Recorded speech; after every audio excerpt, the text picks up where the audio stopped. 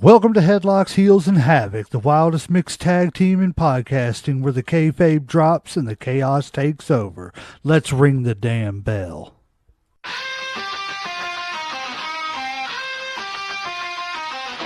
Headlocks tight, heels on the prowl, dropping elbows, hearing growl, feel the foul. No script here, just real, no bluff. Kayfabe crack, now the dirt gets rough. Headlocks, heels, havoc in the zone. Stepping in the ring, chaos at your home. No filters, no mask, just raw bare tone. Wrestling unscripted, we on the throne. Title belts, mic checks, crowd going crazy. Drop truth bombs, leaving lines feeling hazy. Beyond the kayfabe, past the charade, where legends are born and stories get made. Headlocks popping, who's hitting the mat? Welcome to the havoc where the real talk's at. Tune in, step through, leave the fake at the door. Headlocks, heels, havoc, now hear the roar. Welcome to the show, ladies and gentlemen, boys and girls, children of all ages. I am one half of the greatest tag team in this podcasting game. It's me. It's at Legend. And with me, as always, is everybody's favorite Uncle Slam. What's up, family? And tonight on Headlocks, Heels, and Havoc, we welcome one of the most unique and unpredictable competitors in professional wrestling, the Mad Taylor Michael Zodiak, a veteran of the independent wrestling scene with decades of in-ring experience. Zodiak has made a name for himself through his bizarre Taylor-inspired persona, relentless intensity, and unforgettable presence in Appalachian Mountain Wrestling and other independent organizations. One of the premier promotions in the hills of Eastern Kentucky is Appalachian Mountain Wrestling. Whether he's measuring up his opponents or leaving chaos in his wake, Michael Zodiak is a performer unlike any other. And tonight we're pulling back the curtain and the man behind the madness. Welcome to the show, Mr. Zodiak. Gentlemen, how's it going? It's going. Pretty good. Yes, sir. It's a pleasure to have you here on the show. Like we were talking off camera, yes, I'm not going to lie. The first time I ever had the pleasure of watching you was a couple of weeks ago at Summer Bash. I have watched some stuff online, but as far as in person, you know, that was my first. And I'm going to be honest with you, Appalachian Mountain, that was my first show I got to see from them too. And y'all put on a show. Yeah, I was very impressed. Yes, that was one of our bigger shows right there. The production's always good, but that Lexington show, so that was kind of our end of season show that kind of wrapped a lot of stuff up. Now we'll do a few fair shows and then kick the next season off and whatnot in a few months. But yeah, that Lexington show was really good. There was a lot of planning that went into that. So, and you actually seen a short match out of me with me and Murphy because. Yep. I actually figured that match would go longer, but I think we did like maybe 8 minutes curtain to curtain. But it was I went back and watched it. It was just an intense 8 minutes. So yes, and that's the thing. You don't have to have a 30-minute barn burner to have a great match. No. You know, you wrestle for an hour, but it's like if I can get the same job done in 8 minutes and really sell tickets and make an impression. It's weird. Some of my shortest matches have been the ones that people remember the most and are like, man, that was awesome. I'm like, okay. Right. Yeah, if that's what you think, that's exactly it. You know, I don't know. I was just really, really taken back because I'll be honest with you.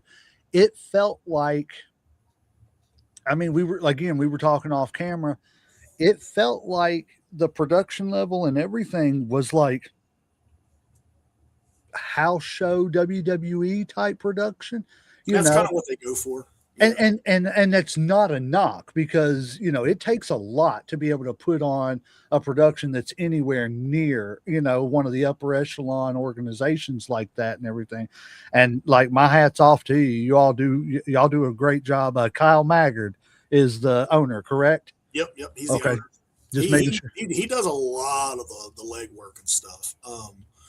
And the production like that has just really picked up in the last 6 months or so because they're trying to get some good deals. They got some good deals in the works going, but they got to have the production. They've got this big Corbin show coming August 22nd. Yes. It's like Super Bowl of wrestling. This is going to be insane. The Lexington show was a good sellout. He started getting like the pyro stuff with everything in the stage setups. He's put a lot into this. And I've been with him. I was with him years ago too. And then when they really started kicking up and revamping the last few years, I was like, yeah, I'm in definitely, you know, because they've always been good to me. And it's just the way it's progressed over the last 2 years has been really wild. Like they're one of the best promotions, I would say, in the tri-state area. I agree 100%. I 100%. And there wasn't a. I'm sorry, Legend. My bad. No. Go ahead. I was No. just agreeing with I was just going to say, and there wasn't a bad seat in the house. Like anywhere you sat, whether it was ringside, whether the bleachers, man, you had a great view of the ring. You know what I'm saying? You definitely got your money's worth. I agree. It was just all around great production. So yeah, hats off to Appalachian Mountain Wrestling. Everybody, if you haven't gone out to a show, go out and see them. Like we always say, support that independent wrestling. It's, you know, these guys right here are you don't need the WWE guys. They're great and all and everything, but go support these guys, man. These guys are the ones that are, you know, running up and down them roads. Them WWE guys are getting, you know, catering and jets and limos and stuff. They do work. They do work. Don't get me wrong. It ain't like it was. It ain't like it was when they were working 300 days a year and everything else. But like, yeah, they go through it. And there's a lot of pressure. They do. They do, and I don't want to take anything away from any of them that have gotten up there, but just for my money, you guys are where I'd rather spend my money all day long, all day, every day.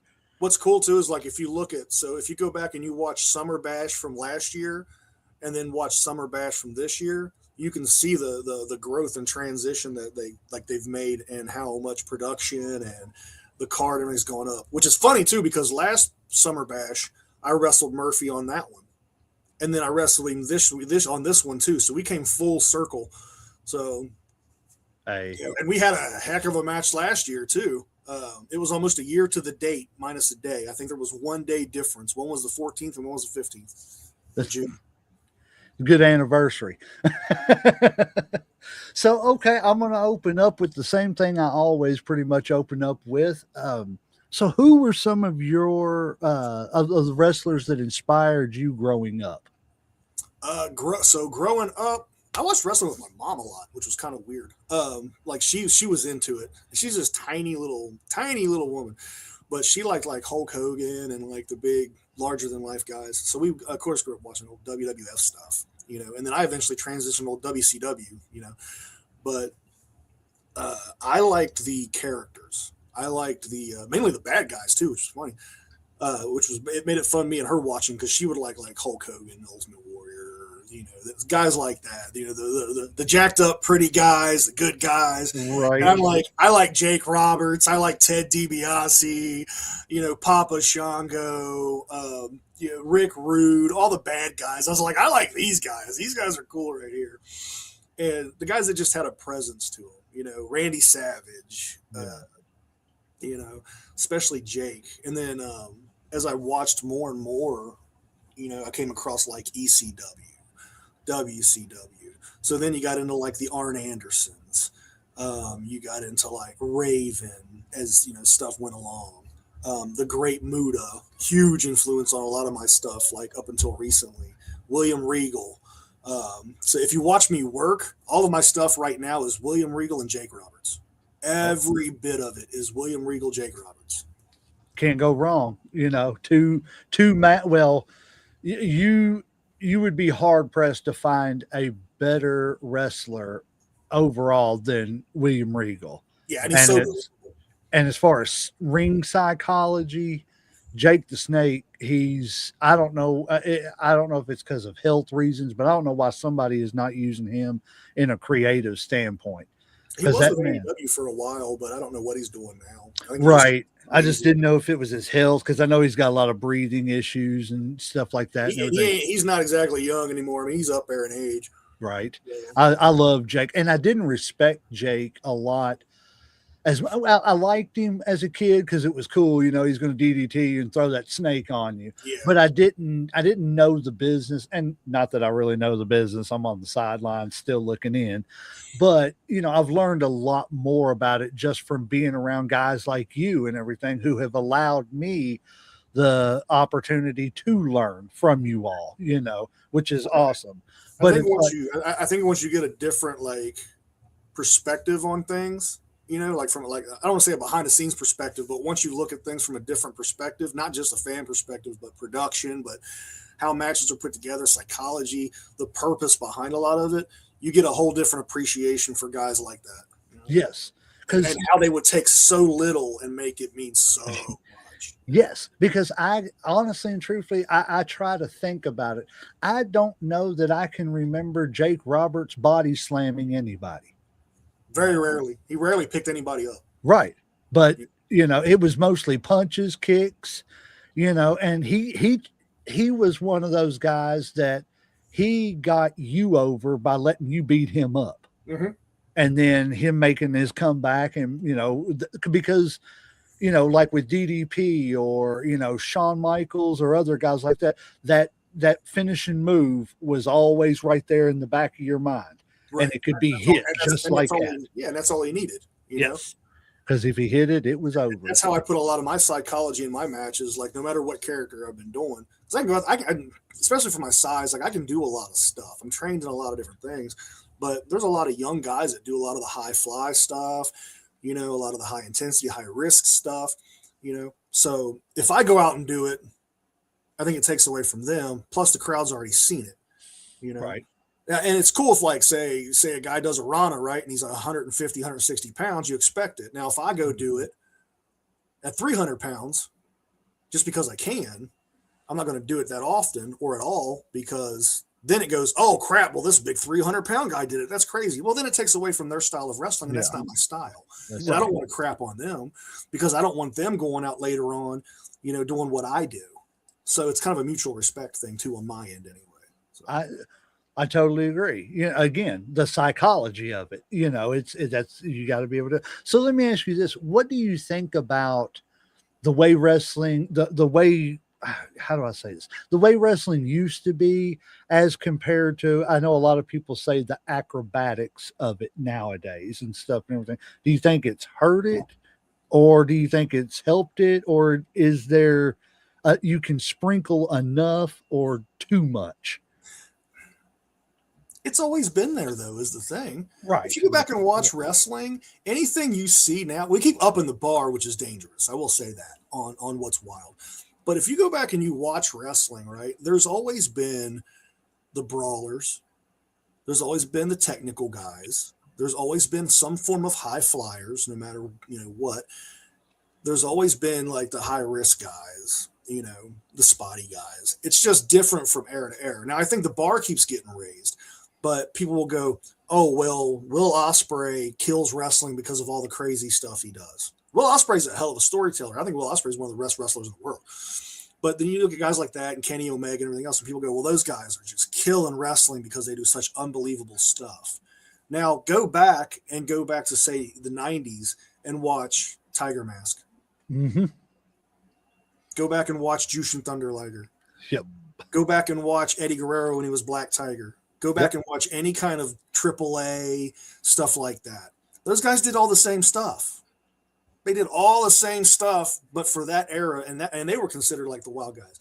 It's flavors of ice cream, man. That's all it is, And some people like a more believable stuff. Some people like all the wild flavors and the flair, of like Lucha Libre or the strong hitting Japan style stuff. You have to appeal to different audiences, especially now because everything's so mainstream, Right. I agree 100%. And I think that's the beauty of it is you can watch one card and you can see a little bit of everything. If you want to ground and pound, here's your ground and pound match. I personally, I've always liked those matches that have like the high flyer versus the big brawler and everything to see, a Sid Vicious versus a Tito Santana or something like that, where he's got to overcome that strength and size. And honestly, that's one of my favorite kind of matches to work. I love working with the smaller guys as being a bigger guy because I can base and let them get all that stuff in, like where it makes sense. Yeah.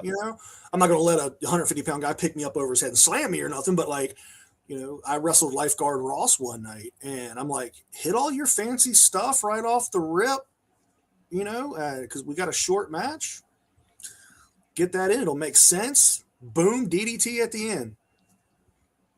Simple. Everybody was like, that match was amazing. But like, if I'd have went out there and hit him with the stuff, time and place. There's a time and place. Yep. Yeah. Completely. So when did you first decide to become a professional wrestler? And was it something you've always wanted to pursue, or was it just kind of, I think I'm going to give it a shot? Oh no, since I was a kid. I wanted to do this since I was a kid.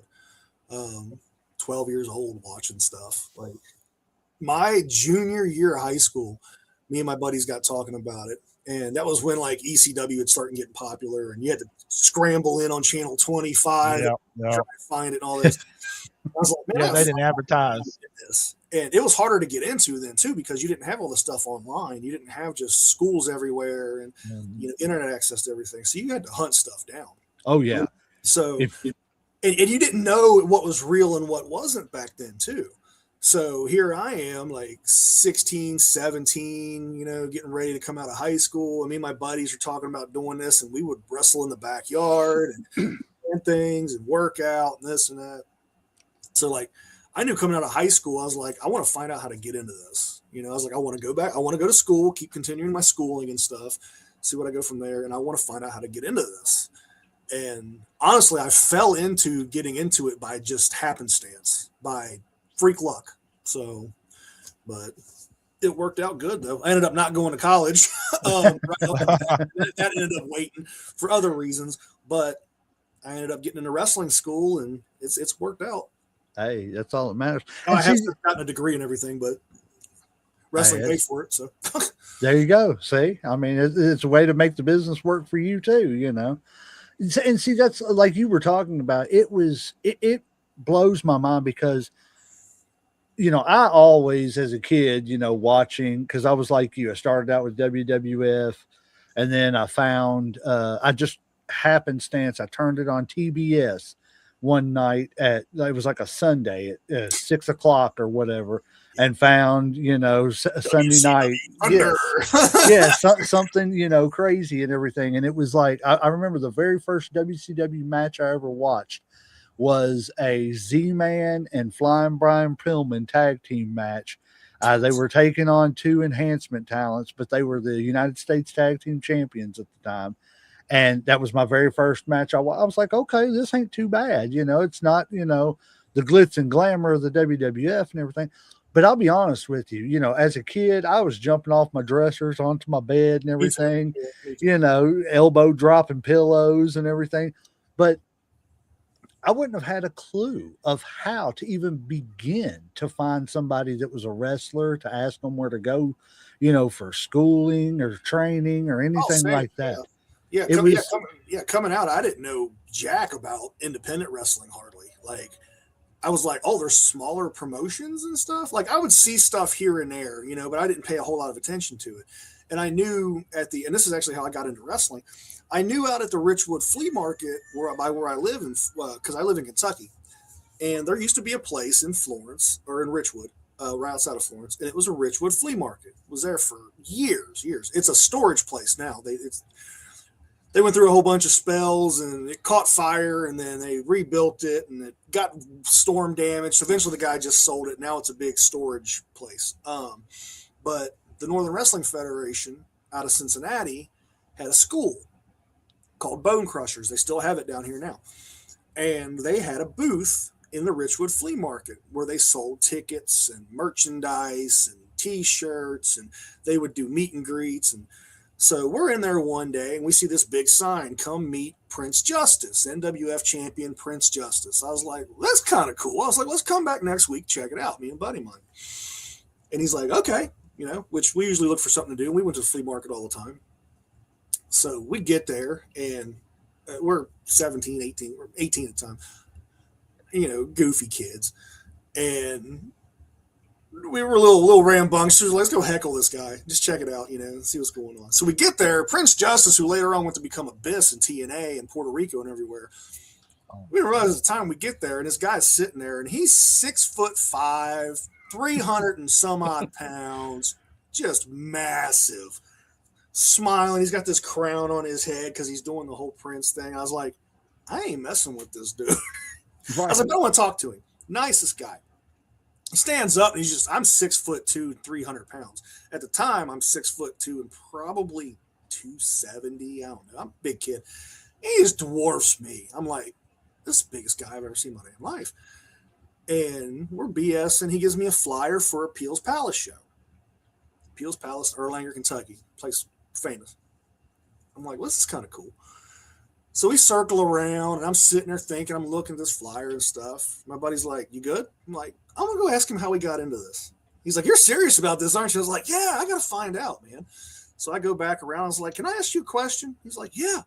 I said, how'd you get into this? He's like, what do you mean? I was like, how'd you start wrestling and stuff? I was like, I grew up watching this. I was like, and how'd you get into this? I'd be interested. He goes, well, how old are you? I said, 18. I just graduated high school. He said, you're a pretty big kid. He goes, you play sports? I was like, a little bit. So he gave me the number to Bone Crushers, who at the time was run by a guy named Johnny Diamond, who's no longer with us. God rest him. He was a Wildcat. And Roger Ruffin was their head trainer, who owns the company now. He's owned it for years. And then their head trainers were Prince Justice. Wildcat Chris Harris was there. And then they had guys too, like Rob Williams and other guys that come through. But he gave me the number, wrote it down. I still have the paper that he wrote the numbers and stuff down on. It's a white envelope kind of thing. He folded it in half and wrote it down in Sharpie and gave it to me. It's in my photo album. So I sat on this number for like 2 weeks or so, and I finally called them. They said, come on down. So they were in Fairfax, Ohio at the time. So I go to Fairfax, Ohio, climb these steel steps on the side of this warehouse. It was the weirdest damn thing at the time. And up above the warehouse, they had this big open space with a ring in it. A big wooden desk, some workout stuff, some posters on the wall. It was the most ratty looking thing you've probably ever seen in your life. But I walked in, I was like, this is the coolest thing I've ever seen in my life. And they're training to wrestle and stuff, and it was hot and dirty. I was like, it looked like a scene of an old Rocky movie when they're in the Bronx boxing gyms. And I'm just like, this is so cool. So we wrestled and trained and worked out and this and that. And they were like, well, if you want to come back, here's the deal, and here's what stuff costs and everything else. And I was like, okay. So I left, and I got a hold of them later and signed up and got rolling. And the gym moved a few times between then, so there was some breaks, but I trained for off and on a good year and a half because we had some lulls until they finally wound up in Ohio off of Hopple Street. And that's where they were for a long time. And now they're in like downtown Cincinnati. But it was such a process because I just found them by luck, dumb luck, because you couldn't look up professional wrestling schools in the yellow pages. Right. They didn't have websites and stuff, so you couldn't do that. So you just had to go find stuff and ask, So I'm going to say something. Right. I was going to say, you started talking there and you started mentioning some cities and stuff. So I'm going to mention a city and see if you know where I'm talking about. Ludlow. Yep, the banks of Ludlow. Been there plenty of time. I used to live in Ludlow. You might know Brian Beach. I don't know. I lived there in the mid '80s, and you saw the flea market and everything that you were talking about. Man, all that Florence, NWF was running in Ludlow for a while at a theater down there, but I don't think they're running anymore down there. But they did for a while. Okay. Yeah, you started naming off those cities. I was like, wow, I know exactly where he's talking about. Yep, I've been up there. One of my first sets of wrestling gear that got made was from a guy that did sewing and alterations and costumes in Ludlow, right there on that main strip. He's not there anymore, but he made me a pair of like disco-looking pants. They were wild looking. I still got them too, but I dyed them black and everything. And he had never made wrestling gear before, but a couple of the people went there, and he was like, well, I'll try it, and started making gear for some of the guys. That's awesome. See, as big as this state is, everybody's still a little bit connected in their state. We got a few comments on Facebook. JD said he agrees completely about Will Ospreay. He said, and I also completely agree with your guest. And Emily Cortez said to tell you, she said, Zodi. So they are watching. We appreciate you all tuning in and checking us out and everything. And we appreciate Zodiac coming in and talking to us. So let's see. I'm trying to think of it.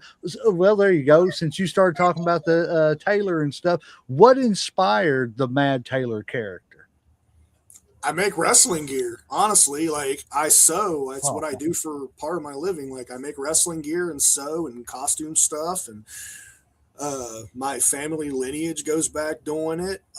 So the funny part is, I started doing this gimmick like 2 years ago. Um, this is a fairly new persona in that, but it's taken off pretty good, and it's honestly just me amped up. Like this is how I am most of the time anyway. And I wrestled in a mask for 20 years, as the Zodiac and Zodiac the Mystic and 10 different iterations. There's so many different versions of it. And I lost the mask at an AMW show to a big guy named Misery and hung it up and started doing this just because I want to do something different. I felt like I'd put myself in a bit of a box and I'd done the same thing for so long.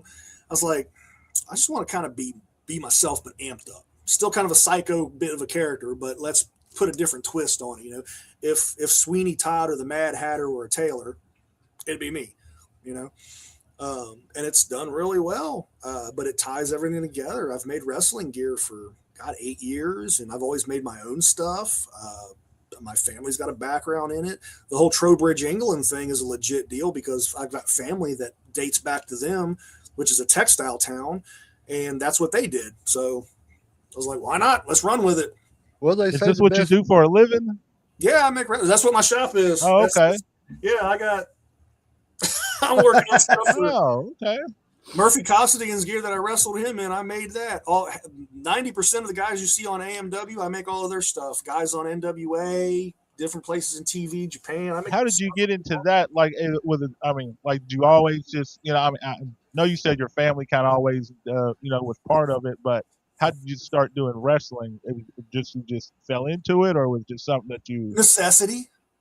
Yeah, Okay. necessity. Was it hard to find other people to make gear? So you were like, man, I'll just make my own. So, especially for what I was doing for what I wanted, because getting gear now is fairly easy.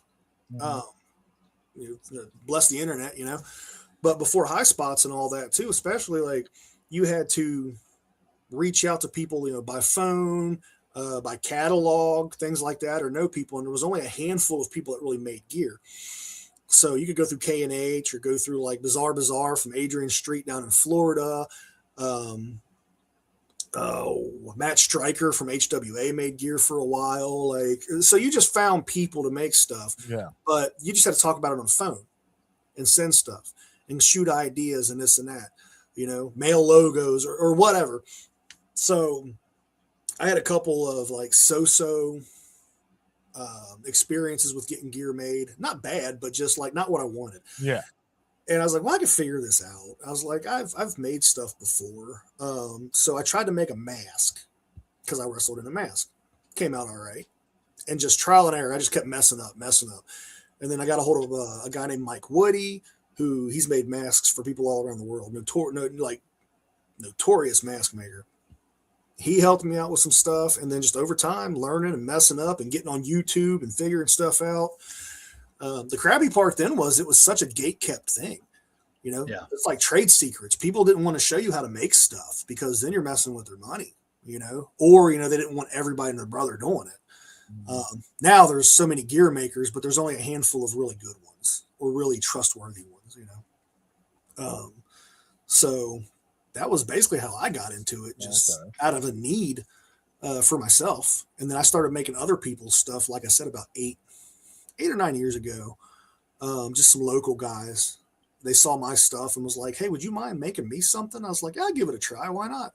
Made Aaron Williams some stuff, made Ari Alexander some stuff, made a couple guys out of Tennessee some things, and just word spread. And I've always had a good reputation for being like a decent dude and, I'm not going to rob you. So yeah, just took off from there.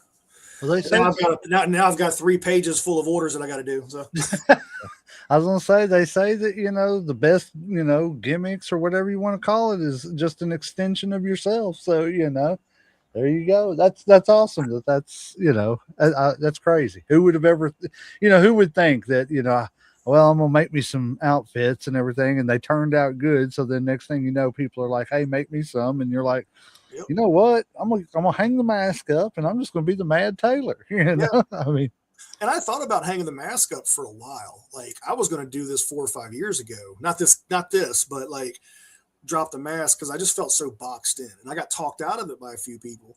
And I was like, man, I got to pull the trigger on this. I got to do this. I was like, otherwise it's going to eat away at me. I was like, is it just the character getting over? Plus, there's other stuff I want to do, or what? And I did a few seminars with like EC3 and Ricky Morton and a number of guys down at NWA and all that. And they were like, brother, you can talk. Like, why are you wearing a mask and stuff? He's like, the character's great and all that, but you can talk. Your facial expressions are good. He's like, and I was doing 2 different characters. I was doing, which I still do all of them. I was doing the Zodiac gimmick in the mask, a big, creepy, scary monster, fire throwing, all that.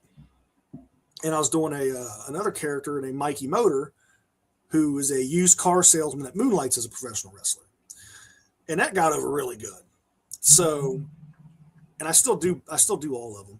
But when I did the seminar, I told them about this too. And then I did the promos for that, and I did the work for it, and I did some stuff without the mask. And they were like, why are you wearing a mask? I was like, I don't know, I've just always wore it. It's just been what I've done.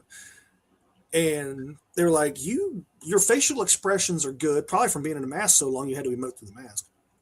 You can talk, and you can work with pretty much anybody. He was like, you need to drop that. And he's like, just do you, man. He's like, you don't need it. Come up with something where you don't need that. So Aaron Stevens helped me out a lot with it. Number of guys in NWA, Carson Drake, just Nate, Evil Nate Hewitt, love Evil Nate. Tag partner right there. Them guys. And then Kyle, I ran it past Kyle in AMW, and he was like, if you want to do it, brother, let's run with it. He goes, I got the utmost faith in you. You know what you're doing. And best decision I made. Absolutely, I wish I would have done it sooner, but everything at its time, So. That's exactly it. So, what drew you to Appalachian Mountain? Was that the first place you were wrestling, or is that more recent? Where was the first company you wrestled for? No, so Northern Wrestling Federation was the first company I wrestled for. Okay. So Northern Wrestling Federation, I had my first matches and everything, was with them for years. That's who I trained with, everything. Who was your first match with? Sorry, don't mean to interrupt you. You're fine. Dirty Chris Hayes at Peel's Palace. Yep. Okay. So I saw my first independent wrestling show at Peel's Palace. I had my first wrestling match at Peel's Palace.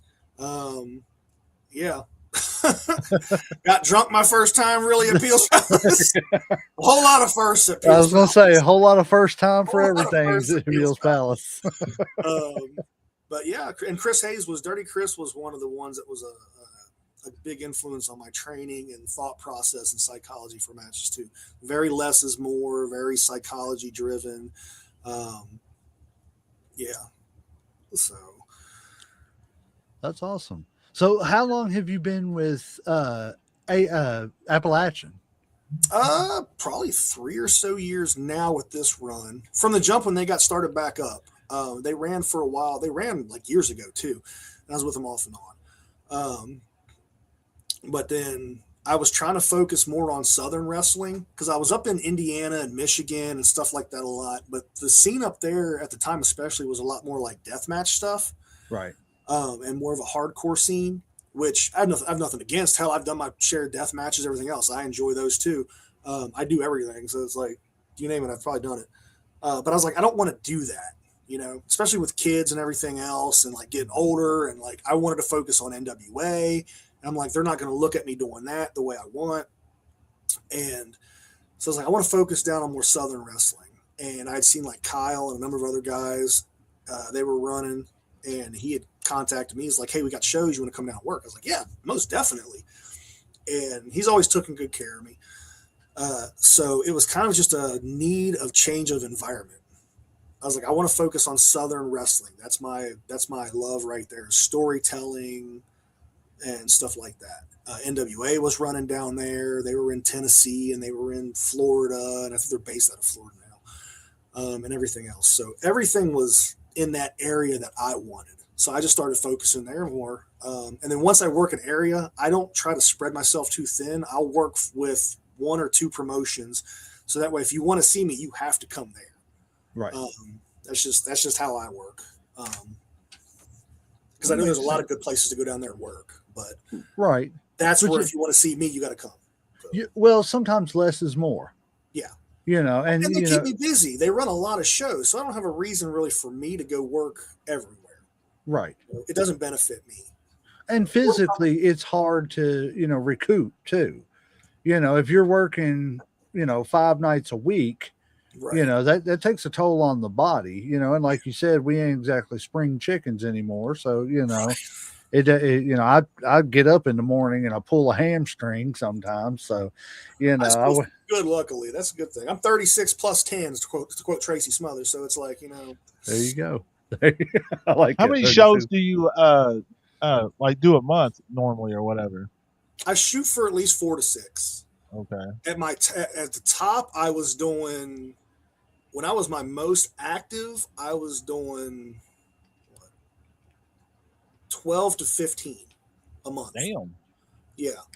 And that's not, I mean, that's shows, that's not matches, because some shows I would work 2 matches or whatever. So, yeah. I counted up one time the most matches I did in a year.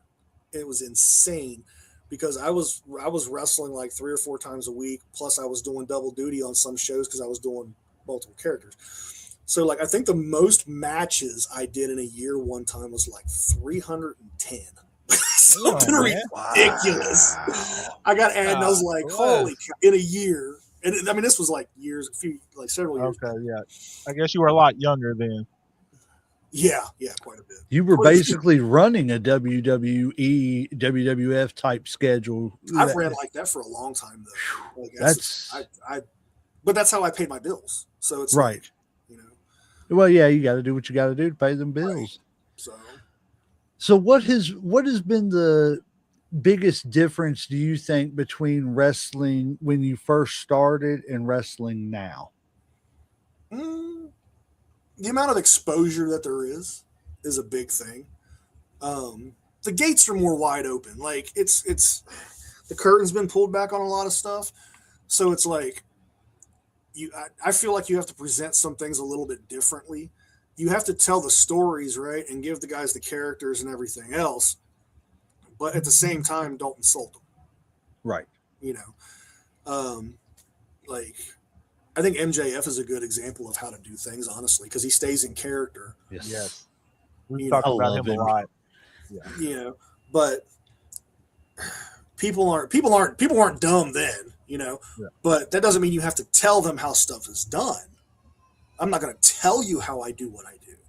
You might know that what I do is a performance or predetermined or this or that, but it still hurts. You're still going to understand that. And I'm still going to make you go, okay, how did he do that and not kill himself? Do these guys really hate each other and they're just forced to work together? Because that's been asked about me and Murphy. Like, do you guys really hate each other and you have to work together? And I'm not going to tell you, Right. So that builds what we're doing. Yeah. And I think honestly, it's people will go, all the crowds aren't like they used to be on the independents. Well, no, because there's so many places running now. There's too many people that have been allowed in. So there's a lot of saturation with that. So that's kind of killed the crowds, I think. And I don't think it's even so much that's killed the crowds a lot, is there's so much to do now. There's so much competition with your spendable money, that it's just spread so much. If you can go to 5 different things instead of just the local wrestling show, some of those people are going to do other stuff, but that don't mean you can't still draw and do a successful wrestling show. Look at AMW, Yes. But I think it's really opened up a huge window of opportunity for a lot of stuff. Like, yeah, it's changed, and you can change with it, or you can get left behind, and be bitter about it. I like to adapt and change with stuff.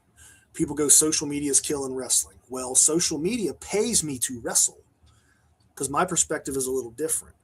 I'm going to put out my promos online. I'm going to sell my merchandise online. I'm going to interact with guys like you online and whatnot and help you build your podcast. That way we can all make money. And in turn, we give the fans that can't come to the show some form of entertainment.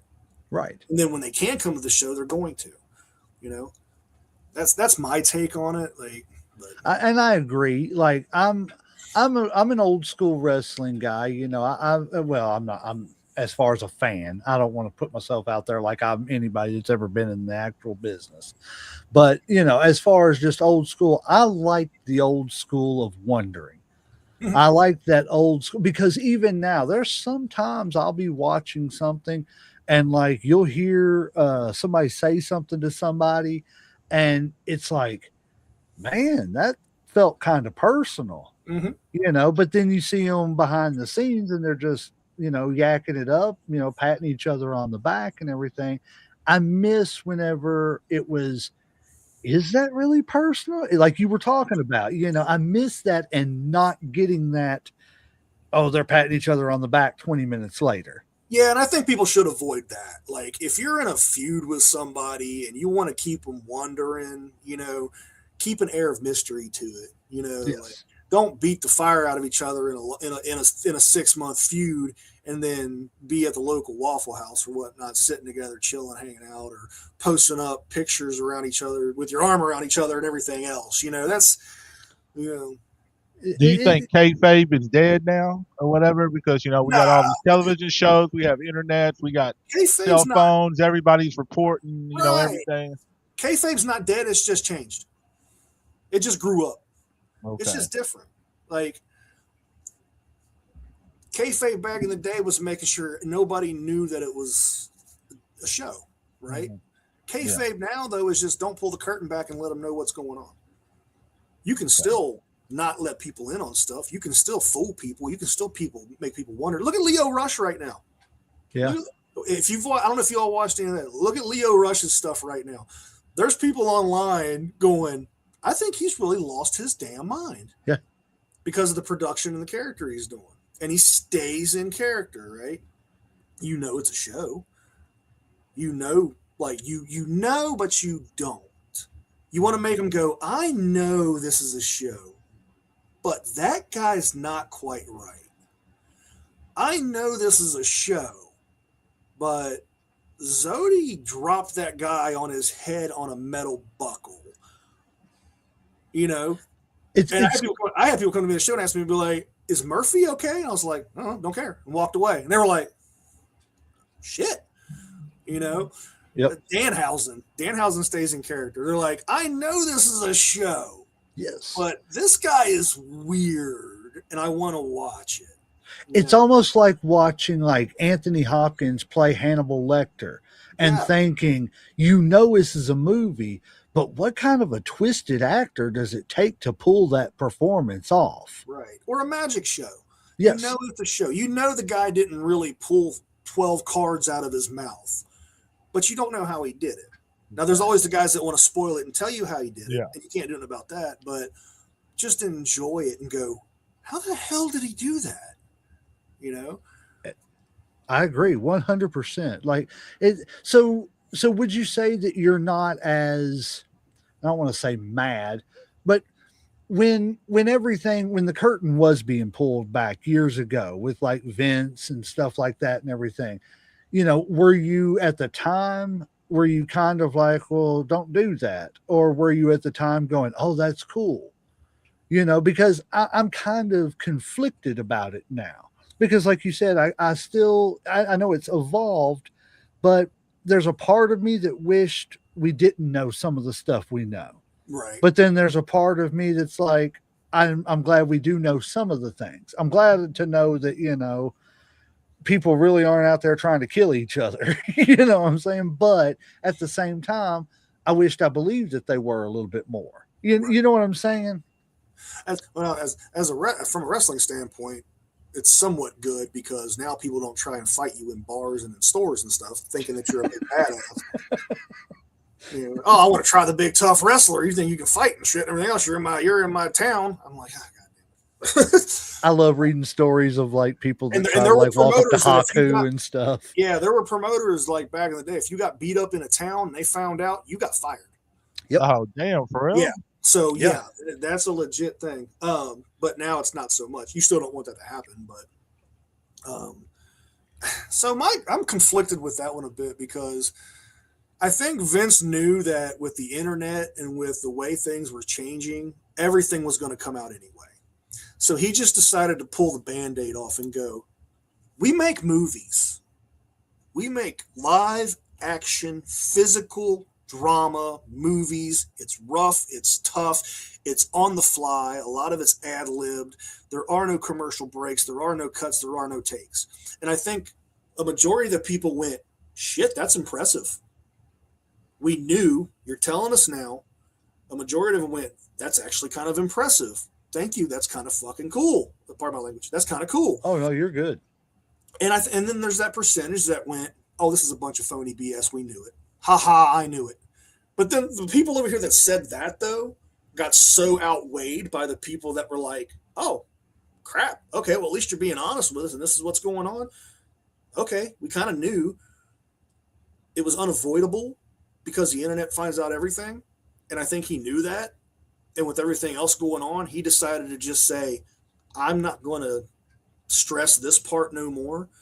We can do so much more with media and production and TV and everything else if we just let people know this is a show.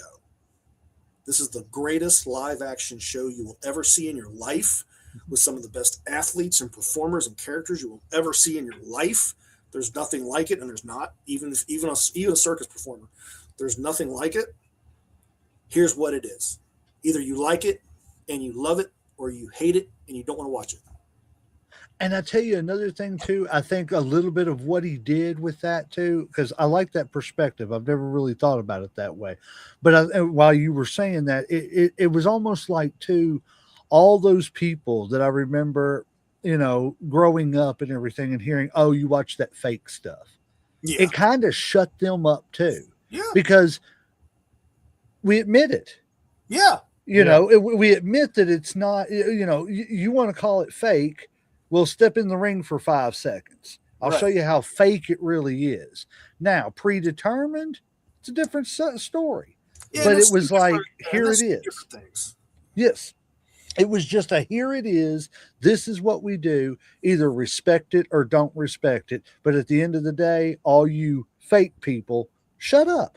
Yeah, I think it did shut a lot of them down because the ones that were like that, it was like, oh, see, it's fake. It's like, why does it matter? It's entertaining. It still hurts. It's still physical. They still get hurt. You're still going to break something.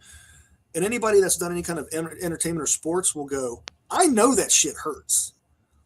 Yeah. And then go, you mean to tell me you're doing all this on the fly live? What happens if you mess up? We figure it out. Like, what do you mean you figure it out? You figure it out. In front of people, you can't just stop. And then they did the shows where they would bring in normal people and let them try it out and be like, well, it can't be that difficult. That's a trampoline. It's this and that. And they hit that mat, or they get, a good shot, or they bump a few times and they can't walk the next day. They're like, this is a whole different level of stupid right here. Like, no, this takes a tough ass individual to do this on a consistent basis. It does. You have to be tough, stupid, or crazy. And see, that's the thing. Like, I mean, we've all, every one of us that has friends and brothers and stuff and everything, especially little brothers. All of us wrestling fans with little brothers have had wrestling matches in your living room or backyard or whatever. And I mean, we've all been, slammed on the ground or on the, the floor in your house and everything. That'll knock the air out of you. That don't feel good. So, that's basically the same thing as a wrestling ring. Like you said, with the trampoline thing, I've watched them things be put together. And it just, the first time I seen one broke down and what it was underneath it, I was like, that's crazy. I'm not going to sit there and fall on a bunch of 2x4s and, a bunch of wood and metal and everything just to, nope, not doing it. I'm glad I'm a fan at this point. Because I tell people all the time, me and my little brother used to wrestle all the time. We would fill out our own matches and champions and this, that, and the other. I mean, we had the most interchangeable federations ever because Sting was fighting the Ultimate Warrior and whoever you wanted to be that day. I told Adrian Alexander when we first met him, I said, I feel like I'm a pretty good worker, man, because, me and my brother we both got full use of our limbs, and neither one of us are paralyzed, and we're almost 50, so I figure I'm a pretty safe worker for no training. there's been a time or two when I accidentally actually sweet chinned him and begged him not to tell mom or. Oh man. So what do you think is the biggest challenge you faced in the wrestling industry? What do you mean? You Just want from anything, from just the business itself, training, just something that in the business that was just crept up and was more of a challenge than what you expected it to be. probably the so this is going to be a little more deep. Probably the balance between personal life and wrestling life. That's really difficult. Um, and the mental toll, like mental and emotional toll it can take on you. Mental health in wrestling is really rough sometimes. And if you're single guy, single girl, no big deal. Go hit the road, do whatever you want. But if you've got like family, a relationship, a marriage, things like that, it can be rough, man. Balancing that stuff, especially if you're gone a lot and really going to do this thing, you might be gone, half the week, 2 weeks. If you go overseas, a month, 2 months. You miss birthdays sometimes, holidays, you name it. That's probably the roughest thing. The physical stuff, yeah, it's hard, but then you have to find ways to cope with that because you feel bad, you feel guilty if you've got people at home. Even though you're out trying to make a living, you're trying to chase this, you're trying to do whatever. It's what you do. Like my girl, I told her when we got together, I was like, this is what I do. It's how we met. I was like, it's not going to change. I was like, because that's what I do for a living. I'm gone a lot. I work a lot. I do stuff like these podcasts and stuff. She goes, I understand. And it's not always easy, but we've been together for a while now, and it can be stressful. Like, especially you're leaving, kids are like, hey, do you really got to go work? When are you going to be back? So that part can be really rough. I've seen a lot of relationships damaged because people don't know how to balance stuff. Mine included. I'm no innocent one in that one. I've done my share of stupid stuff and lost relationships and good ones because of it and stuff like that. Like it's just that's part of it. That's part of anything. Like we're people, we're flawed. So it's Right. Well, and even just with a 9 to 5, that can be rough on a family. Mhm. So I can't imagine, you not only because, some of you guys not only work, wrestling, you also work 9 to 5s, Yeah, so it's like, you, like you said, balancing the wrestling, and then, okay, I've got a family over here. I couldn't imagine. yeah. I'm a single dad of one little girl, and it's, that gets tough sometimes. Mhm. So it's like, I don't know. I couldn't imagine. Uncle It was. Sam, was you about to say something? Sorry. Oh, go ahead, Zodi. No, Go no, no, slam. no, no. Go slam. Hit it. You Oh no, said I was you're all just quiet. agreeing. Oh no, I was just agreeing with Legend over there and stuff about trying to balance the struggle or whatever, like I said, because like I said, I just work a regular job and trying to find time like with my kids and my family and my girl, like let alone, we met a lot of wrestlers that, they're doing, they're on the road, plus they have to have a regular job, plus they have a girlfriend or they have a fiance and family, and all that takes time. And there's only so many hours in a day, Right. so to figure out a way to give everybody, like a little something. Yes. It was funny though because like the match where I lost my mask and stuff, my all the kids were there. Like kids and their mother from Illinois, everybody had come down for that week and whatnot, and it just so happened to line up. I was like, this one's an important one. I would definitely like y'all to come. So we made the whole kit and caboodle down, right? And I didn't tell them what all we were doing because we did some crazy stuff. So I caught hell for that one.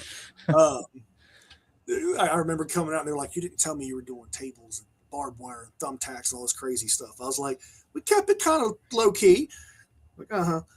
And so I lost the mask. I did this speech afterwards, basically like all things come to an end, yada, yada, you know. And I was just letting them know, like, this isn't the end of the run here. This is just the start of something new. So I go to see my kids and everybody, and they're like in tears. I was like, are you guys okay? And their mom looks at me and goes, they thought you were about to retire and were done wrestling. And they were tore up because they thought you weren't going to be wrestling no more, and Daddy wasn't going to be a wrestler anymore, and they did not like it. That's I was crazy. like, oh no, Oh no, man. no. And I figured they would be like, "Oh, you're finally not going to be doing this," and nope, complete opposite. Because See, like it's like a superhero to them, you know. yeah. I was like, I will probably do this until the day I can't walk anymore. They were like, good. So, That was going to be my next question because I was going to be like, so like, what do your kids think about this? But obviously, they really enjoy it too, or you know, yeah, they like it. it's rough when you got to leave. You know, someone's like, "Oh, you got to go work." They don't say you got to go wrestle. Like it's wrestling, yeah, but it's I got to go to work. You know, and okay. And I think that puts it in a different perspective than just, Mhm. oh, I'm going to go wrestle, because then it's not like just as a hobby fun thing. I'm going to go work, make money so I can buy you stuffed animals and stuff. So they understand it, but at the same time, it's still, oh, you're going to be gone all weekend, or, and I've toned it down a lot. So, but they're very supportive for the most part. Yeah. It's not just going and hanging out with the boys.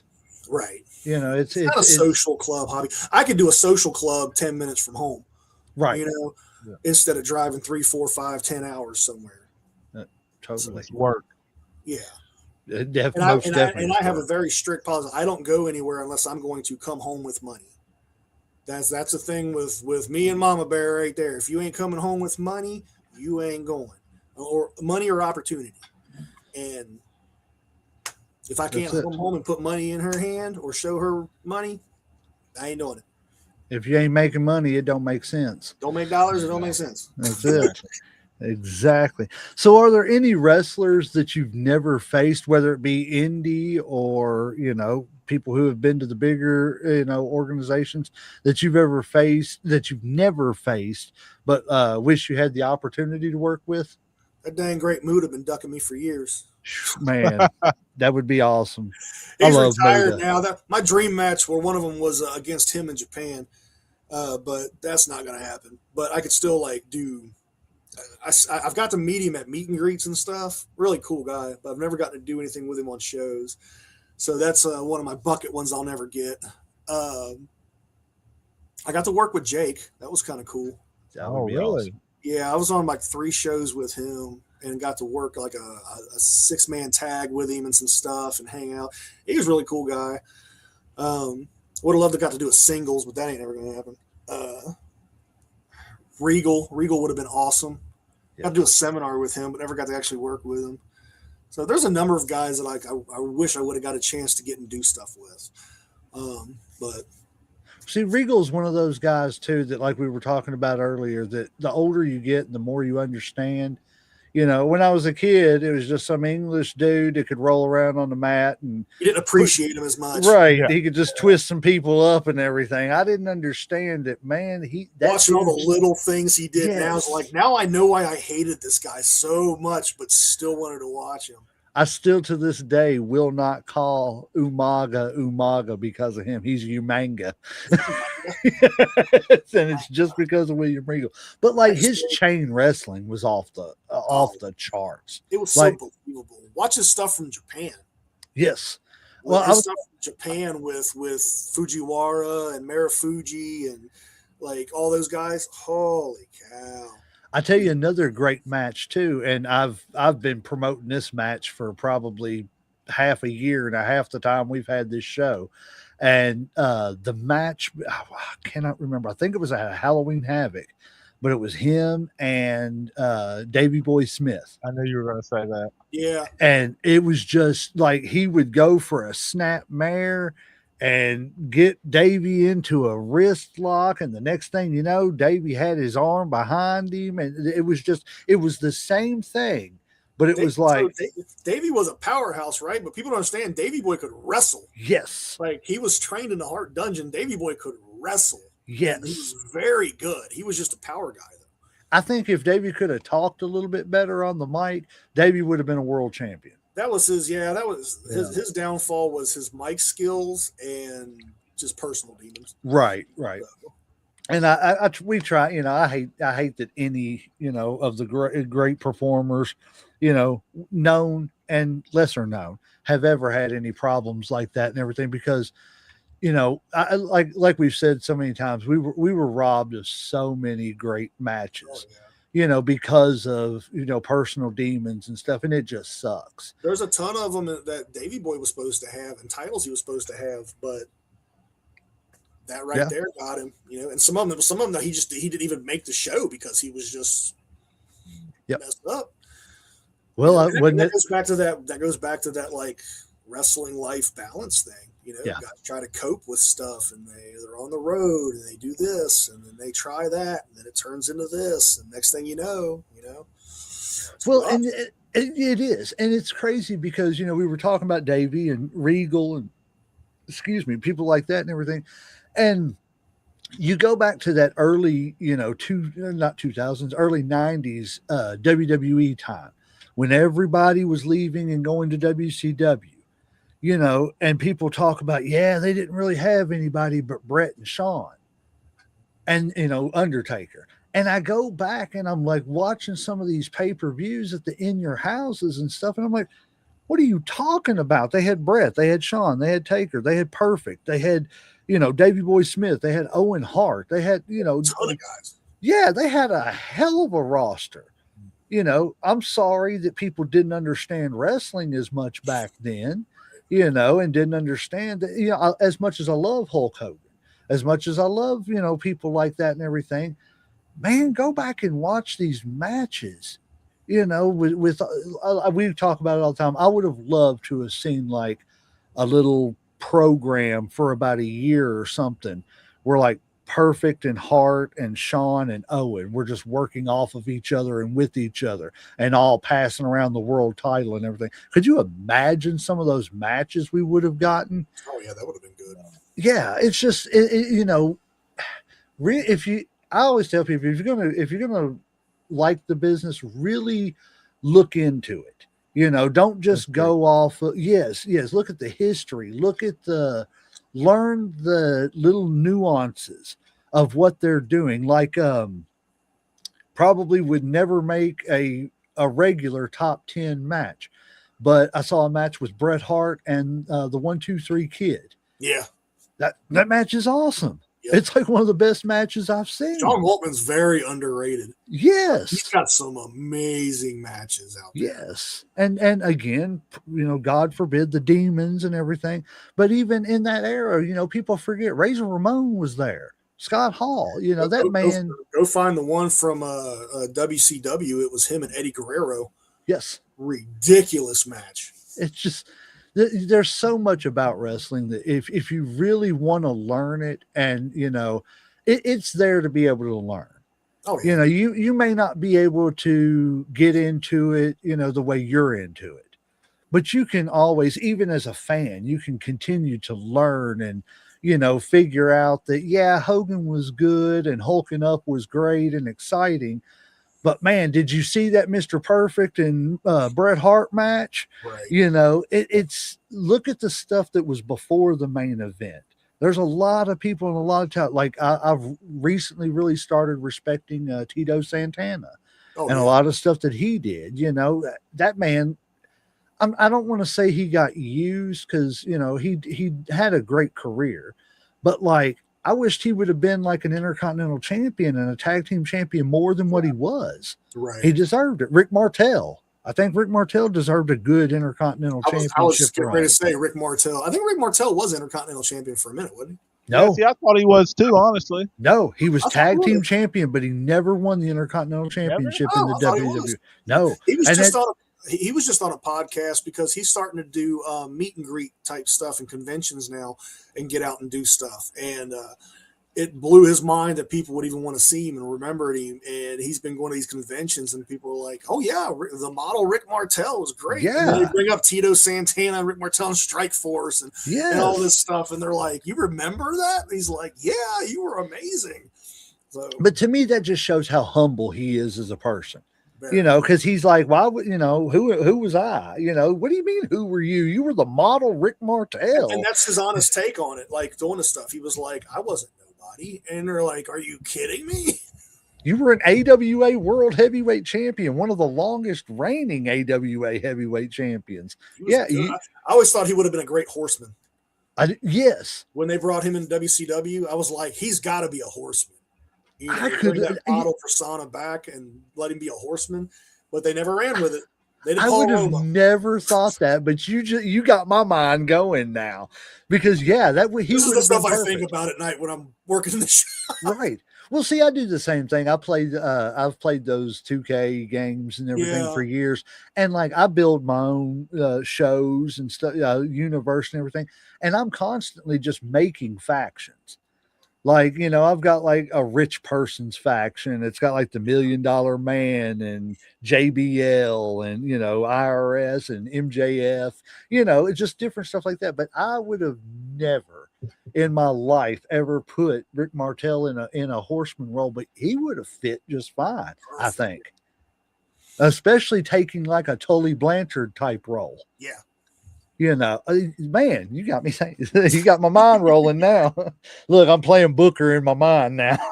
I'm all about character stuff. So like that's my whole thing. That's what if I do seminars, I do seminars and classes sometimes and teach places, and that's my whole thing is character work and little intricacies and stuff. I don't do drills, I don't do any of that because like you should be learning that at school. But we do all 3 hours of character work and promos and psychology, and most of the guys love it. So this is what I do when I'm sitting here sewing or if I'm working on something. I put on a podcast and I just think of random situations. That's it. The best creative ideas coming from just solitude and thinking. So it really does, just trust yourself, trust your instincts. So if like, is there any like opponents or an individual match that stands out to you in your career that you for yourself that you have enjoyed more than any other match or anything like that? An opponent or a match, it could be either one. I've got a couple opponents that I really enjoy like getting out there with. He's laid up right now, coming back, but Chris Crow, who's a local guy. Love Chris Crow. I've ran a feud with him. We're like nemesis. We still pick at each other on Facebook and online and all that. But my runs and matches with him, we sold tickets with that and have people invested still. When he was announcing his comeback and stuff, he's like, "Are you going to fight Zodi again?" Because that's the thing. But yeah, his stuff was great. Just trying to think, man. I've wrestled a lot of people. Match wise, Tarek the Great. I don't know if you even remember him. Guy from way back in the day. Wrestled for IWA and all over the world. Smaller guy, and this was years ago. He's been retired for quite a while. We had a massively fun run when I was doing a different gimmick altogether. And he taught me a lot and taught me about Japanese wrestling and that style of stuff. So I owe him a lot. Tracy Smothers, my stuff with Tracy was always a blast. I've heard that a lot about Tracy Smothers. Tracy's the most giving guy ever. He was so good, just ridiculously good. Yeah, that's me and Tracy got there for 45 minutes and work and never even touch each other. It was insane, and people ready to climb in the ring, and just nuts. But yeah, and there's a lot of good talent. Chance Prophet, I've had some fun stuff with Chance Prophet. Man, I've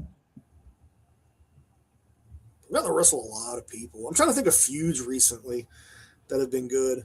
I wrestled Anthony Katina not long ago, and we had a really good match. That guy's full go a lot of times, man. He's intense. But I really enjoy. I want to get back in there with him. He's a good test too. Like if you want to test your go and test your gas tank, yeah, brother, right there will test your gas tank. A lot of the AMW guys that I've worked with, Carson Drake. I would like to do more with him. Lord Crew. I've had some bangers with Lord Crew. Aaron Williams. I've had some of my best matches ever with Aaron Williams. His matches got me in the Ted Petty Invitational Tournament 2 years in a row, which was really fire. And then I got to go on those and work with like Calvin Tankman, Eddie Kingston, Homicide. So, well, we just had an appearance in the comments by somebody you just mentioned. Mr. Chris Crow said wrestling soulmates is how people would describe me and Ah. Zodi. That is great. We appreciate you being here, Chris Crow. The Vegeta to my Goku. There you go. I love There it. you I go. love it. Why does he keep kicking me? Maybe we just need to send Chris an invite and let you two go at it in a promo right This here. man has kicked me in the junk more times than anybody on the face of the planet. It's a Terms running of joke. endearment. Yeah, it's a running joke now. Anytime somebody else does it, I say they Chris Crowed me. That's where it went. There you go. There you go. I'll tell you what though, go find some of our matches on there from EWA, from Elite, and then the ones from Appalachian Mountain Wrestling too, because he was there. I wrestled him under both personas, I think, under a couple different personas.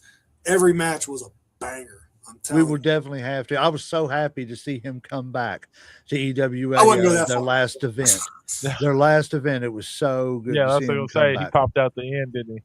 Yep. Or I close mean, to that. I'll be honest. He's one, and I love everybody at EWA. Don't get me wrong. I'm not putting anybody's He's an asset. up on He a. really is. Yes, As much Chris as we beat Crow the is. hell out of each other, he's an asset. He is a great young talent in the business. Takes care And of I himself. mean, Works. He's always yes. got good quality gear. He always looks good. You know what I'm saying? Yes, I mean he really does, and it does well. And I'm going to put her on the spot here. We love you, Vipers. Our former co-host, she kind of had a little eye for Chris Crow too. She noticed his, we'll call it talent. So she's got Yeah. a thing for toxic men. There, you got it. I wonder who makes his gear, huh? Right. Grown, I don't know. So looking back, is there anything you would have done different in your career, or are you pretty happy with the way everything has turned out? Happy but unsatisfied. Okay, If that makes sense. it does. I would have, if I could change. So this is going to sound somewhat selfish, but I don't mean it this way. If I could change probably one thing, I wouldn't be. I don't want to say I wouldn't be as helpful, but I would travel more and do more of the things that I wanted for myself, as opposed to always making sure everybody else was good. That was one of my downfalls on that. I always made sure everybody else was good, and I still do it. I'm a people pleaser. I'm an Aquarius. That's what we do. I like to build guys and make guys, or girls, whatever, and I'm good at it. That's my job. I'm good at it. I get guys ready for main event type stuff. I'm like a Jake Roberts, and I'm good at it. I will pat myself on the back and say I'm good at that, and I can work with anybody. But I wish I would have said no a couple more times on some stuff, and been a little bit more vocal about how I felt on things and what I wanted. Not in an asshole fashion. Don't be unprofessional or dick, but like in an upfront kind of way. And I wish I would have traveled more and stuff as far as overseas opportunities and things when I had the chance, instead of staying back and working on some projects here. Because twofold, I think, one, it would have made me feel better and helped me, and it would have advanced me as a performer, so that when I did come back, I could help those people more. I would have been more of an asset to them. And it would have checked stuff I wanted to do by now off of my box. There's nothing wrong with being a good hand and a people pleaser to an extent, but you also have to know when to say no and when to put yourself first. Right. And I'm very bad for that. I'm horrible. You can ask Chris. I'm horrible for it. Like, You can be a good company man, but you can also look out for yourself too. yeah, be a good person, be a good company man, but don't be a doormat. That's exactly it. Exactly. Stand up for what you deserve. Yeah. Especially whenever you've done your job. Yeah. They always say work in silence and this and that and yada, yada, yada. A good soldier. But then they also say closed mouths don't get fed. That's exactly it. It's very true. But do it in a professional way. Right. And you look at some of the guys who have made the biggest, Hulk Hogan didn't get to the point of being able to say, don't work for me, brother, without, speaking up every now and then. Right. And saying don't work for me, brother. Yeah. People dump on Punk sometimes and be like, oh, he's difficult to work with. No, he just knows when to say no and when he doesn't want to do something and when it doesn't work for him. And that's okay. And He's why also does somebody have to do something if they don't want to? he's also helped a lot of people. That's it. He went through a very bad burnout trying to be the company guy. Mhm. You know, I think that led to the pipe bomb and it did. just just the stress of it. Duke can be a real asshole. Don't get me wrong. I mean, I was on shows with him in IWA and that before he got signed and that, and I watched him come up. Like I've been in the ring with him. Like it's like, but he's also a perfectionist. He's very passionate about what he does. He's got a bit of an ego and a chip on his shoulder because he wants to be the best. But I think now he's kind of got to that point where like he wants to help other people be the best. Yeah. And he was always helpful then too. But very direct. He's a Chicago boy. Like he's very direct, very, he will tell you how he feels. I think he's at the point in his career where he's just ready to have fun. Yeah. You know what I'm saying? And you can still have fun and stand your ground and not be a doormat, like you said. So well, I guess this plays off of it, segue into this. So what keeps your passion for professional wrestling alive after all these years? To keep going up and down them roads and everything, besides the bills coming in every month. Right. I can do a lot of stuff to make money. There's a lot of stuff I can do to make money. There's probably stuff I can do to make more money than what I am now. But that's for me, and this is for me. It's like this. That's just who I am. It's what I do. It's who I am. I don't want to do anything else. And if I don't have to do anything else, and I can sustain with this, then why not? It's what makes me happy. Yeah. And I've done the 9 to 5. I will never do that again if I can prevent it. I've done a lot of different stuff, and you only get so many years on the earth. If you find what you love, the money is kind of secondary. It will come if you work hard enough at it. Just make sure your checks and balances are there, and it keeps me going. I've seen so many guys come and go, and people like, I'm 46, and people go, why are you still wrestling 3-4 times a week and doing this and doing that and bumping? I was like, because I can, because I like it, because it keeps me young, because I feel good. Turns back the hands of time. Nate says that. Buzzsaw Nate's like, brother, you get in the ring, the hands of time go back 20 years. He goes, you do not work, move, act, wrestle, anything like your age. You're like a 25, 30-year-old man. And I feel like a 25, 30-year-old man 90% of the time. That's awesome. I feel like if I stop, then I'm going to feel it. Then it's going to hit me. It's always when you slow down. Yeah. When do you think it will be time? Or like, when do you think you'll know it's time to kind of hang it up and you won't do wrestling anymore? Like, will it just be something that you'll know, will your body telling you, or will it just be like, I think I'll just know. Like, if I get to a point where I'm struggling after every match or struggling to just get through a match, and I go back and I watch it and I go, the fans don't deserve to pay for this, then I'll step away from the in-ring part of it. I'll still do something wrestling. Whether it's manage, whether it's train guys and help, character work or behind the scenes, making gear, I'll keep doing that because I enjoy it. I like building characters. I like helping guys revamp their characters. So if I didn't wrestle again and all I did was work on gear and work on character stuff for guys and help them with all that, I'd be happy with that too. Okay. Because it's a good living. It scratches that creative niche. It's still in the wrestling business. I can be around that. It's what I enjoy. I'd still get to travel a bit. Talking to Aaron Stevens, like from down in NBA, he said that. He goes, I don't know how you don't have a job down here. So I'm hoping to get a job with them. And he's like, I want you in wardrobe and like creative. He's like, we can put you out there and wrestle and stuff too. He goes, but that's secondary. He was like, man, he's like, you need to help these guys with their characters and making their gear and everything else. So I would focus hard on that. And then social media. I love making videos and plugging products and putting up tutorials. Like I've got a TikTok that's all tutorial stuff and gear stuff. I've got one that's for my character. I post on those. I'm on Facebook all the time and just having fun with it. And if I can make money off of that, a brand deal, why not? As long as you can keep your foot in the door in the business, why not? And there's so many things to do in wrestling. Like the in-ring stuff is a small thing. It's just what you see the most. But I mean, there's training, there's wardrobe, there's production, there's character work, there's there's Promo work, yeah. marketing, like there's so many things to get involved in. So I've got a degree in health and wellness. I'm a certified massage therapist. I do physical and sports massage work and rehab work too. So it's like I could do that if I wanted to.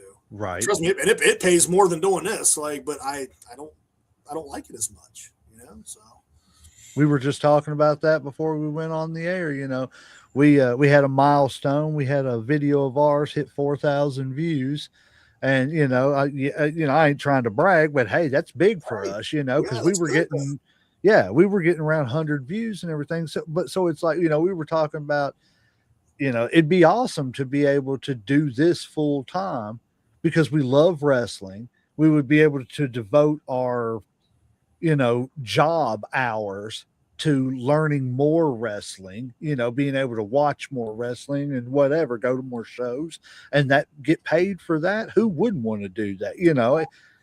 It's if you can do it, do it. The cool thing is with social media and the platforms now and everything else, like you can do that. Mm-hmm. There's no reason it'll take some time, but if you really delve in, like you've got a cool intro, you've got a lot of the marketing stuff, you've got like a persona kind of thing, which honestly I think helps. You've got a niche platform that you want to focus on as far as professional wrestling, and there's a lot of wrestling podcasts, but there's nothing that says you can't keep growing it and doing it. That's it. As long as you're doing it to quality and doing it, humbly and, legitimately, why not? And persistence. Yeah, it's just persistence. You can't. It's the not 100 views you get now on this podcast or whatever. If knock on wood, God willing, and the creek don't rise, like might turn into 10,000 6 months from now. Exactly. Well, it's just like I was talking about it a couple of weeks ago. Before I get into that, Chris Crow said, besides all the sack kicks I've given Zodi, he is a straight up real dude who will help as much as he can and takes his job as serious as the next. Honest, real dude, 100%. He's just saying that because I'm making his next set of gear and he don't want me to mess it up. He don't want a big hole in the back. Legit, right. Like since he's been down, like I check on him regularly and stuff and that, like, and there's so many things that are done behind the scenes that people will never see that I do. They will probably never hear about that I could really care less as long as the people that they affect are okay because they've done it for me. So it's like when he got hurt and was out, I was in his inbox. So it's like, and he was messaging me, preparing for his comeback. So that's awesome. I'm glad to see him. And back. I trust him to take care of me, like because there's stuff I've done out in the ring with him that I wouldn't do with a lot of people because I trust him. So.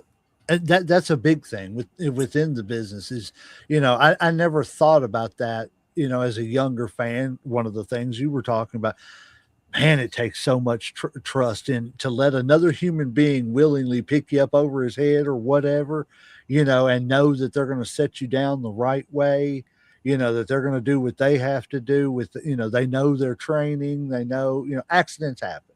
That's just a part of life. But we went through those tables at EWA in our last match there and whatnot. He speared me through the ropes through 2 tables. And that was one things I said. I was like, don't hurt yourself protecting me or I'll kick your ass. There you go. Going through that. And he did anyway. But so what is next for the Zodiac and what can fans expect from the Mad Taylor in the future? Shenanigans. All the shenanigans. A lot, actually. It's crazy right now. The end of this year and next year are going to be nuts. More wrestling, of course. Like AMW is still going to be doing stuff with them. Assuming they keep going on the route they're going. The gear stuff is picking up. I picked up a couple like newer, bigger clients. More stuff with the NWA, possibly more stuff with Juggalo Championship Wrestling because I've been in touch with them a bit. I just did an order for a big place up in Canada for a guy up there. Well, I guess I could say it because you were talking about Umaga earlier. I just did a set of stuff for Zilla Fatu, who's Umaga's son. Ah, yes. And so he was very pleased with stuff. He'll be debuting that, and then he could be getting. He's been at the Performance Center lately. So I know. Called up. I like Zilla. I've watched some of his stuff. So this was my first interaction with him personally. like I've worked with Cepha, I've worked with Solo years ago, and Matt, Anoa'i, Rosie, Rikishi, all them guys. See, I'm talking to somebody who wrestled Rikishi. You know what I'm Yeah. saying? That's cool. The 7 degrees separation thing. Weird story with that one. So I told you I'm a massage therapist, right? And my nickname on some If of the you tell shows, me he tried to get you to massage his ass, I'm not. that would have been hilarious. But no, feet. So he was on the road and his feet were killing him, and like to the point he couldn't walk. And if you ever see guys that get plantar fasciitis really bad, Yes, it's painful. yes, it is. So there was like a 2-week loop. He was on these shows in Indianapolis and stuff, and I was working on it. Like, Zodi's a massage therapist, right? He's like, "Can you work on this?" He's like, "Legit?" I'm like, "Yeah." He goes, "I'm telling you, it's bad." I was like, "Brother, I got Ron Garvin hands." I was like, just sit up here, trust me. This brother's got the biggest, thickest feet I've ever seen in my life. It's ridiculous. It's like a baseball mitt. And he's like, brother, you got thumbs like stone. Ease up. But you got to break that up. And it got him through the matches and stuff. And he was like, "Doc, you're a good dude, man." He's like, I wouldn't have gotten through these last few matches and weeks. He's like, without that, he's like, "I appreciate it."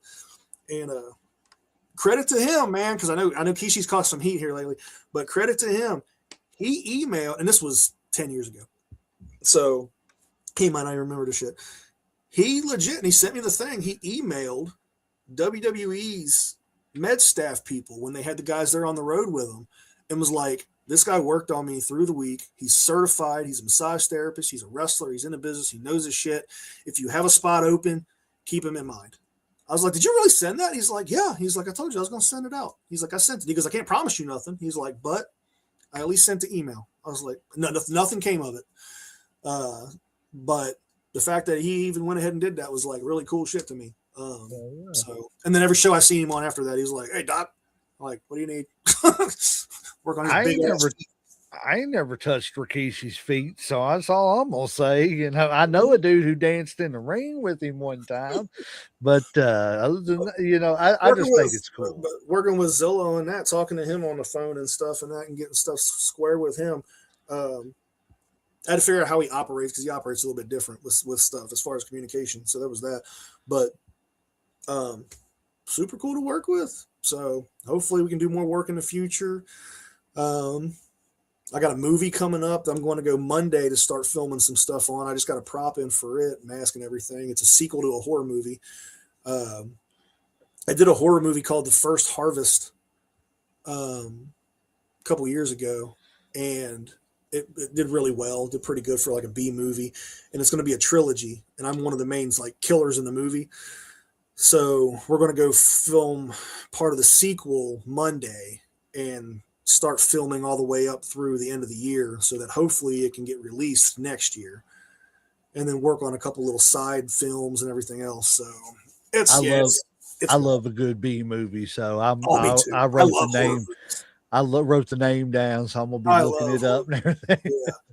It's on YouTube. So okay, well, I will definitely be looking it up. Well, I don't have anything else, and I know we've kept you here for about an hour and a half, so I will let Uncle Slam ask any questions he's got for you, and we will let you enjoy your Friday night. We again, for me, I appreciate you coming on here. It's been a pleasure meeting you, pleasure talking to you. You're more than welcome. If you guys come to the shows and that, hit me up, let me know. Let's film some stuff and that, and like just film some little like B-roll content or some shorts or whatever, and just hang out. Definitely. Yes, I'm always down. Yes, anytime. Right. And you're more than welcome. You've got an open invitation anytime you want to come back. You got stuff you want to promote when you do your movie and it debuts. If you want to come back and we can talk about the movie and everything. Definitely. It's just anytime. You got an open invitation, sir. I appreciate that. All right. Slam, you got anything? Slam. Yeah, I got a couple questions. I'll make them quick right here. Let's see what I got. What's your craziest fan story or whatever? Man, because I know sometimes the fans can get a little crazy. They get a little too involved or whatever. Do you have any wild stories? I mean, I've had my share of people like come across guardrails and ropes and stuff and that. Nothing super crazy. Okay. When I was doing it, so I had some really weird messages from people in that when I got my massage certificate, right? Because I was doing this lesson learned on that one. I was doing the dark, like creepy gothic type Zodi character, right, with the fire and everything else. Yeah. And people were into that. It attracts a certain kind of folk. And when I got my massage certificate, my massage degree and everything, I posted up about that. And of course, you can imagine the messages I got about that from some people. So that was some weird ones there. Some of them were just like, would you do massage work in gimmick, full character, the candles, the fire, blah, blah, blah. Some of them were a little bit more graphic. I'm like, I don't want to do all that. But nothing super crazy. Nothing too wild. Okay. Atlanta was kind of wild when we went down there. Oh, really? Yeah, Atlanta was kind of wild. We had a guy in Atlanta at a Waffle House that was like, he was drunk and he gave us a Plankton SpongeBob like watch from Burger King. But the whole time he was just like, what this is? It's Plankton. I'm going to give them to you for your trip to Atlanta so you never forget this. And I don't know where this watch is now. It got spread around between you guys that went. That was really odd. And then some stories I can't really tell because like they involved other people and I was just there. Okay. But we don't want to get anybody in trouble, and we don't know if the statute of limitations is still going or what. Yeah, right. Had to dip out of some houses to avoid angry husbands a couple times that I didn't know about, and was like, "Okay, we got to go." Yeah, it's time. Hey, you see that second floor? It don't look too much of a but jump. Not because of something I was doing, it's something somebody else was doing. Oh, okay, yeah. Hit the floor, hit it. Yeah, hit the gas, Zodi. I'm jumping in. I've been damage control more times than I care to.